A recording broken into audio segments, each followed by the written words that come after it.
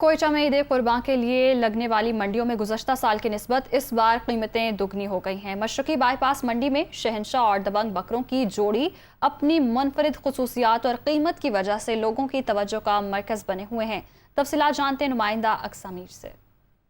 जी बिल्कुल, ईद कुर्बा के करीब आते ही मुल्क भर में जहां जानवरों की मंडियां सजनी शुरू हो गई हैं, वहीं कोयटा में भी बकरा मंडी सज चुकी है और यहां पर बड़ी तादाद में छोटे बड़े यहां पर जानवर लाए गए हैं। लोगों की बड़ी तादाद यहां पर मौजूद है और मनपसंद बकरों की ख़रीदारी यहां पर की जा रही है। इस वक्त मैं बकरा मंडी में मौजूद हूँ और यहाँ पर शानदार किस्म के जो बकरे लाए गए हैं, एक का नाम शहनशाह और दूसरे का नाम यहाँ पर दबंग रखा गया है। और वाकई में भी शहनशाह और दबंग जो है ना वो देखने काबिल है। लोग आ रहे हैं यहाँ पर, सजावट भी बड़ी अच्छी तरीके से की हुई है।